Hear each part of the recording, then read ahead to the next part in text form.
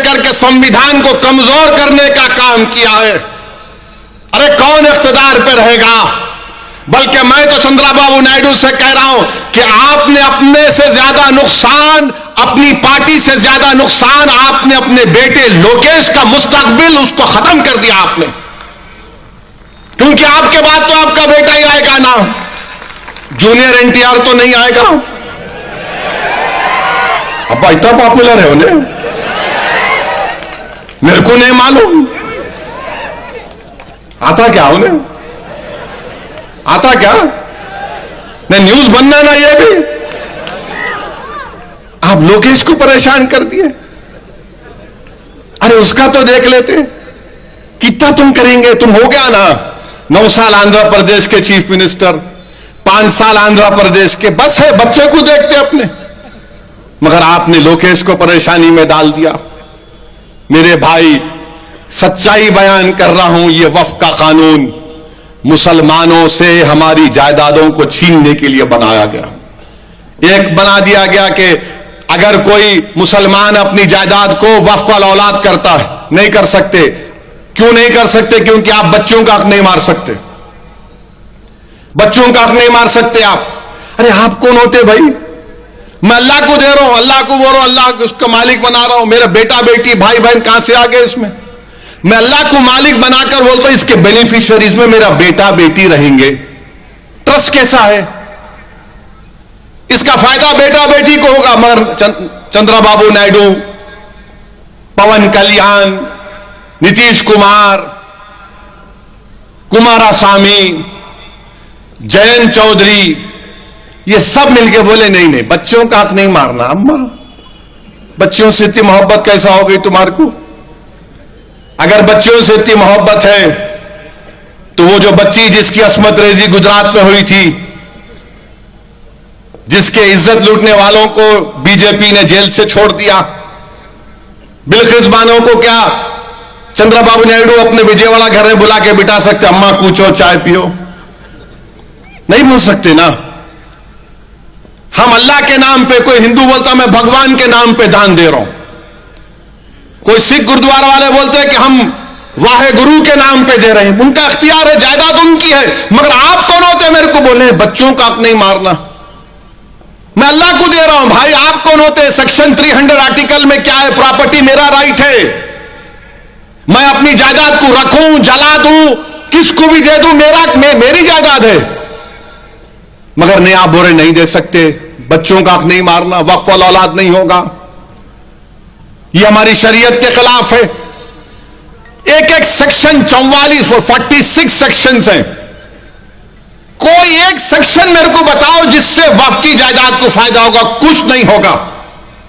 और याद रखो बीजेपी अपने हिंदुत्व के झंडे को आगे लेके जाएगी। अब जो मसाजिद है जिस पर आरएसएस ये बोलती कि ये मस्जिद नहीं थी, फुला थी, क्या होगा उसका? कि चंद्रबाबू नायडू आएंगे, नीतीश कुमार आएंगे, कुमारास्वामी आएंगे, जयंत चौधरी आएंगे, चिराग पासवान आएंगे, कोई नहीं आएगा। हमारे अल्लाह के घर को निशाना बनाएंगे तो हमको ठहरना पड़ेगा, दरगाहों पे निशाना बनाएंगे तो हमको तकलीफ होगी। किसको तकलीफ नहीं होगी?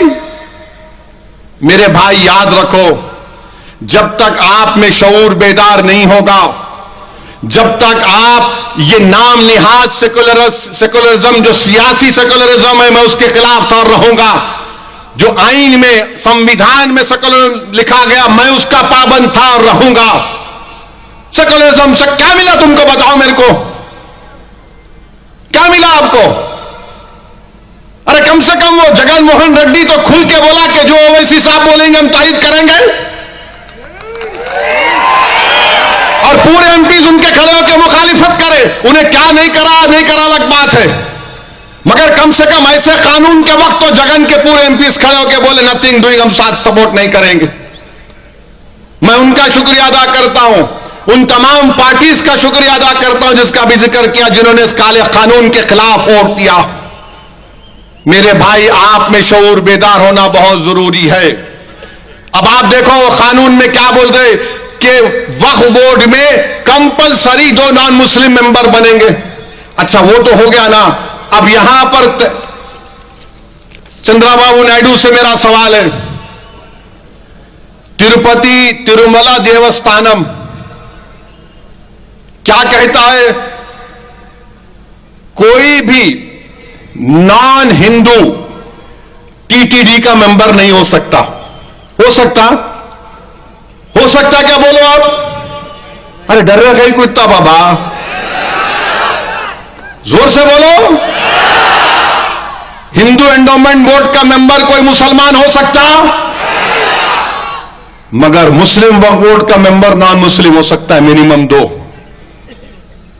दो। ये कौन सा मुफाद में मुसलमानों के बताओ आप।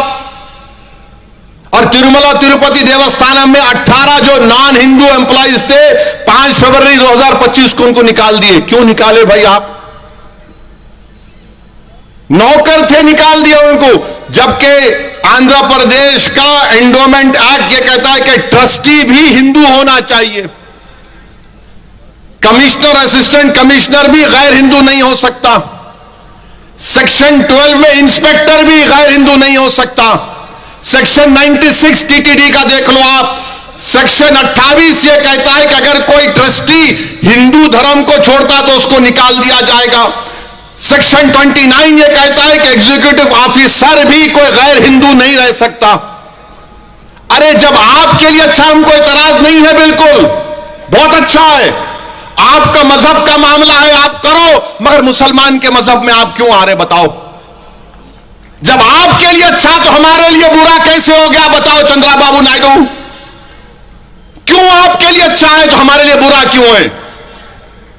मेरी दरगाह के मैनेजमेंट में गैर मुस्लिम क्या करेगा? मेरी मस्जिद के मैनेजमेंट में गैर मुस्लिम क्या करेगा?